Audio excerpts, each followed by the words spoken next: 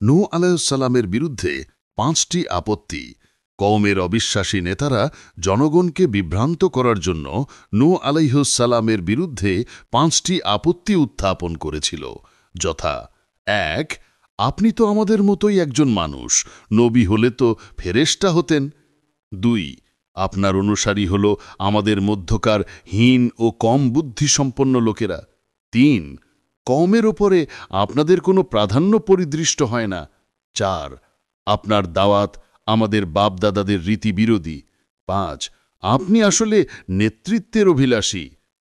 জনগণকে খেপিয়ে তোলার জন্য নূহের দাওয়াতকে ক্ষমতালোভী রাজনৈতিক আন্দোলন বলে আখ্যায়িত করে কাফের নেতারা বলল, فقال الملأ الذين كفروا من قومه ما هذا إلا بشر مثلكم يريد أن يتفضل عليكم ولو شاء الله لأنزل ملائكة ما سمعنا بهذا في آبائنا الأولين।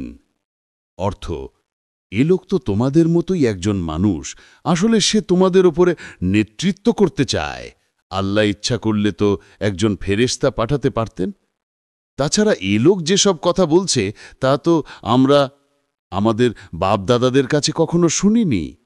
আসলে লোকটার মধ্যে পাগলামি রয়েছে, কিংবা তার সাথে কোনো জিন রয়েছে। অতএব তোমরা এ ব্যক্তির দিকে ভ্রুক্ষেপ করো না, বরং কিছুদিন অপেক্ষা করো। এভাবে তারা তাকে সরাসরি পাগল বলে এবং প্রাণে মারার হুমকি দেয়।